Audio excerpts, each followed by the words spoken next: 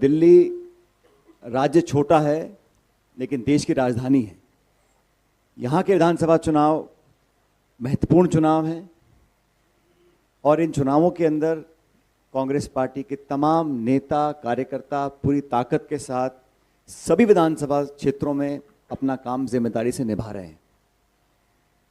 जैसा कि काजी साहब ने बताया, हमारी पार्टी ने देवेंद्र यादव जी की जो यात्रा करी और लाखों लोगों से बात करने के बाद जो दिल्ली के क्षेत्र के यहाँ के जो रहने वाले नागरिक हैं, मतदाता हैं, उनकी भावनाएं, उनकी समस्याएं, उनकी पीड़ाओं को देखा, सुना, समझा और बहुत अध्ययन के बाद और अलग नाना प्रकार के विशेषज्ञों के साथ चर्चा करने के बाद हम लोग जनता के सामने कुछ गारंटीज को पेश कर रहे हैं। और आज महान विचारक विवेकानंद जी की जयंती है, जो युवाओं के प्रेरणा सूत्र थे। युवाओं की पीड़ा पूरे देश में है और दिल्ली उससे अलग नहीं है। दिल्ली में हमारे नौजवानों के साथ उनके भविष्य के लिए हम लोग क्या कर सकते हैं, इस पर जो राज कर रहे हैं लोग, चाहे वो दिल्ली की राज्य सरकार के लोग हों, केंद्र की सरकार के लोग हों, ना तो उनका ध्यान उस तरफ गया है, ना उनकी मंशा है। और लंबा मौका देने के बावजूद भी दोनों सरकारें, राज्य और केंद्र, इस बिंदु को छूने से परहेज करते हैं।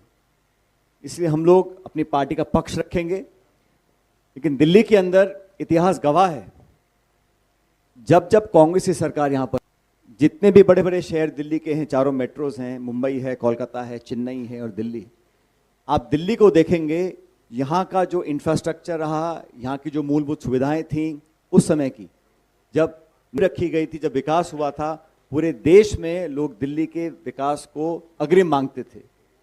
कांग्रेस सरकारों में, शीला जी के राज में जो डेवलपमेंट यहाँ पर हुआ, बिना टकराव के, बिना विवाद के, संपूर्ण ताकत के साथ पूरी सरकार ने यहाँ पर दिल्ली को विकसित किया था।